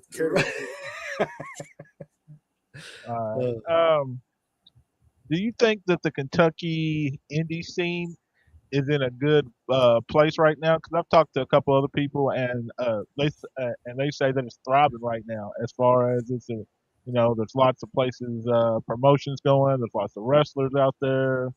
What do you think? Oh, I think it's the best it's been in a long time right now. Between Adrian's show down there at EWA and then Kyle's show with Appalachian Mountain Wrestling, there's a number of great promotions in Kentucky right now. There's a few that I don't really work for, but that are doing decent. Some of it causes a little bit of conflict because they run in the same areas, which can cause a little bit of conflict and stuff. But the quality is still good on some of these shows, so it's like I can go, man, I really wish they weren't running the same area, but I can't go, this is a crap show because it's not. Okay. So there is that. So if it's somebody running in the same area, while that sucks, at least it's quality, from what I've seen and heard. But yeah, I think this is the best, like Gen Next Wrestling, Larry D's promotion. Yeah. They run out of Cynthiana. They're doing really good stuff and growing and everything else. I haven't worked for them in quite a while just because I've been busy, but they're another good one. There's my daughter yelling in the background going, yeah, war cry. So I honestly and truthfully, I tell people, I feel like, and tell me if I'm wrong, but I feel like indie wrestling is just the modern day territories. Yes and no. Because nobody has set territories they stick with. When they had territories back in the day, people stuck with the territory and you didn't cross boundaries. So I would love to see it get back to that and get broken up like that. And I think the NWA was working on a thing like that, like a territory-based system. What up, small person? What are you doing? Little fireball. What are you doing? Oh, okay. She says, I got to make an appearance with you today. Hi. See camera? Yeah. Saying hello. Hi. Hello. Say hi. Hello, Junior Zodi. Say, I'm Daddy's cardio. I run all over the place. There you go. Hey, we got to wave back. Because there's people there. Look. You're all great. You're all great. Oh. Well, thank you very much. We appreciate that. You're all. She is now my favorite fan. I've done whole podcasts with her on it because she will not leave me alone and she'll be in and out, but she's usually pretty good about it. That was awesome. I tell people, I was like, hey, I've got a toddler. Sometimes she's in and out. She's free roam half the time. If I don't let her run around, she will stand at the gate and yell the whole time. My My daughter tries to meet everybody we have on here because she tells me and Uncle Slam that she will take over the podcast one day when we retire. Oh, she's a wrestling baby. Yeah, we take her to shows and stuff. She steals everybody's attention. There you go. Even the cat's got to steal spotlight. That's my cat right there. All right, I'll leave one more question, and then I'll let you go crash for the night because I know it's getting kind of late. I'm gonna be working too. All right, it's fine. Okay, who's and you probably heard this before. Who's on your Mount Rushmore as far as your favorite wrestler? Now, this is just personal. This is your favorite four. Well, see, let me add on to that because I was going to ask who's your favorite tag team and who's your favorite singles. So give us your favorite tag team and then your Mount Rushmore of your four. Favorite tag team all around, or like right now? Your favorite all time. All time. Past, all time future, now. All time is a bit of a tough one. I'm a big fan of FTR. Okay. Which makes sense because I was a huge fan of the Midnight Express. Yes. But one of my favorite tag teams, and they're highly overlooked, is the Heavenly Bodies. They Gigolo, were Jimmy Del Rey, yes. and Tom Pritchard. They were so good. And then, they got like the Brain Busters, or the Horsemen, Tully and Arn. But like Heavenly Bodies popped. Heavenly Bodies could draw heat. And people didn't realize. Jimmy Del Rey was so good. Tom Pritchard's going to be at the Super Bowl of Wrestling. And I'm kind of hyped for that. I've done seminars with him before, him and Terry Taylor and a couple of guys. Man, so good. So good. You mentioned the Midnight Express. I always, whenever we're doing these shows, I put some kind of an old pay-per-view on, and I'm literally sitting here watching the Midnight and Dr. Death taking on the Samoan SWAT team with Oliver Humperdinck as their manager. Oliver Humperdinck. Yeah. Favorite singles. I go with Jake for my favorite singles wrestler, honestly. Jake or Muta, it's a toss-up. I know they're two totally different styles, and it's not like huge mainstream that people would say, but that's just what I like to watch. I listen to Jake Roberts promos and stuff on my way to shows just to get ideas. Yeah. And Muta inspired a lot of my masked Zodiac stuff. Plus, Muta came up with the People's Elbow long before. He really did. My Mountain Rushmore is a hard one because it's like pick four, and it's like I don't know. I've been asked this question. I always have such a hard time with it because it's like Mount Rushmore overall. It's like I have to put like Macho Man up there, okay, because like the influence of him, and I know people don't like him, but I got to put Hogan up there because just of his influence on wrestling and like growing up with him as a kid. Because while Terry Bollea might have been a shitty person, over the course of time, Hulk Hogan was still this big influence and iconic for wrestling. People will go, well, somebody else would have filled the role. I don't know. So Mike Cassidy for that one. We've debated that. Could somebody else have run with Hulk? I don't know, man. Because I don't think so. I think the only person about that time that could have even come close would have been Dusty. But I think Dusty was even still too much in the mindset of the territory mind, not worldwide. Some people said Savage, but I don't even know if Savage could have. I don't think there was anybody at that time that would have filled that role like that. Yeah. Not for what was needed. Not for that bigger than life cartoon character. Yep. What you gonna do? Really drawing the people in. So I got to throw those two up there just because of the nostalgia. We got some mega powers. Yeah, I always go with Muta because I feel like Muta was the bridge between Japanese and international wrestling and the wrestling of the United States when he got brought over. So that he's definitely on there as far as that international bridge. I always wanted to see him more in WCW. Yes. Always. Yeah. Well, because he came over in NWA. Right. So, he was over. Well, I always think of NWA and WCW as kind of like the birth child. Barry Hart presents from the Orient, the Ninja, and then there was the Great Muta. He was a big bridge for that, him and Inoki. So, I got to throw him up there, and it's, personal too, Yeah. And then the fourth one is always like my hard one because it's like, I don't know who I would throw up there. I almost feel like I want to throw a woman on that spot and try and think of a woman that would go in that spot because there's been so many good influential ones. There has. But it's like, especially recently. Yeah, but it's like who, you know, like you could say China, but I think that would be a little bit taboo as a Mount Rushmore kind of thing, you know. Um, for women's wrestling, honestly, I think Medusa Minnelli was an amazing one that Yes. really set a standard for women's wrestling. Yes. And some people might disagree with me on that, but she was one of the ones wrestling men, having these crazy matches with Bull Nakano, the big thing where she went to WCW and dropped the belt in the trash can. You Yep, know, yep. like I think she set a different kind of bar with women's wrestling and showing what they could do outside of just being pretty faces. You know, because they went through that spell for a while when, like, back in the day, you had like Moolah, Wendy Richter, Leilani Kai. They were women's Rockin' Robin. Jumping Bomb Angels. You know, you had Yes. women's wrestlers, and then it went through this weird lull where they were more valets and stuff. And then you got Alundra Blaze, Medusa, that comes in, and she's just banger matches, even with the guys. Like, let me wrestle the men. I don't care. Went to WCW. She's wrestling Kidman, wrestling these guys, wrestling that guy. So, like, if I had to pick a woman to put on there, her. If I had to pick another guy, that's a tough one. That's a tough one. Probably Shawn Michaels.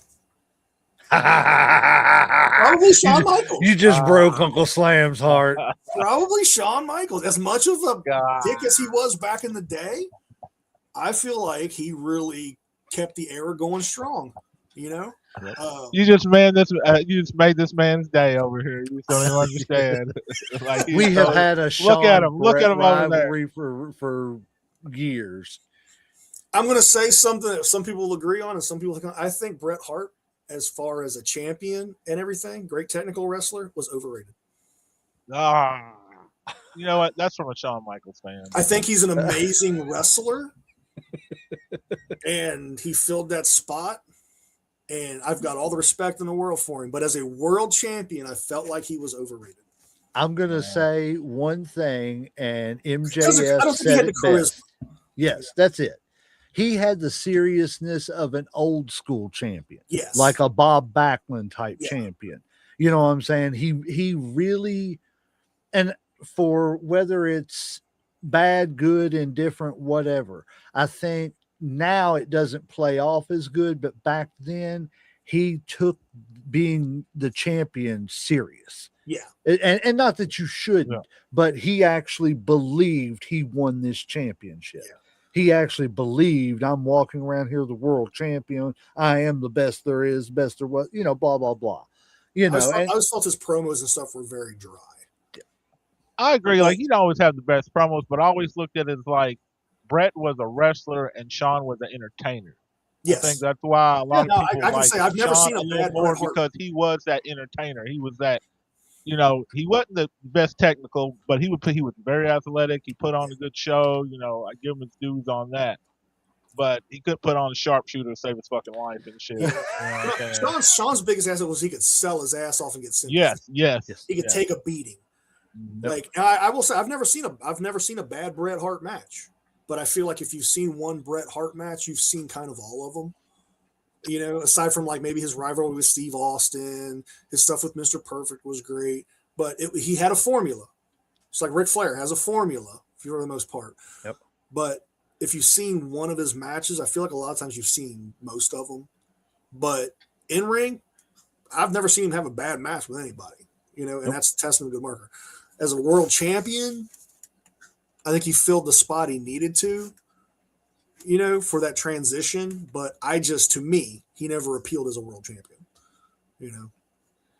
Tag team, loved him. Intercontinental, amazing. Yep. World champion, just didn't see it.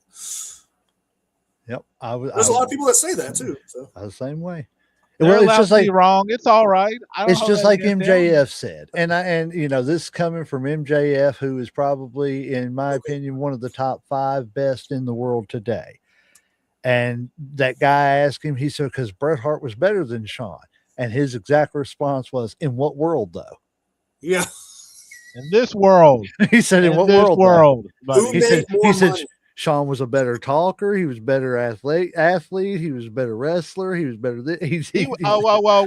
That's what He was MJF not a said. better That's what wrestler. MJF No, said. he was That's what not. He was a MJF better said. entertainer. Gave probably better promos. I'm He just probably quoting did a lot more MJF, for sir. Vince behind the scenes than Brett did. But So like I said, wrestling was not it. here's my one line on that. I think, and some people agree with me on this, some people won't. Like, this is my perspective. I think Brett was a better wrestler. Sean was a better worker, and there's a difference. Yeah, I totally agree. Like I said, Yeah. entertainer and wrestler. People like that understand it will understand it, and people who Yeah. agree with it will. They People were won't, both it's fine. great for what they did.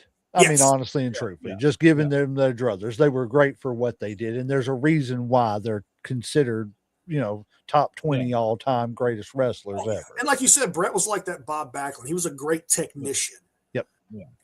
I think he was a better heel than he was a baby. I do too. Way better. When they Do did the too. whole baby run with him and this and that, I was like, it was flat to me. When they flipped him and he was, if he would have been a heel champion, but Well, especially coming off the straight-laced excitement. babyface Bret Hart, I didn't like it.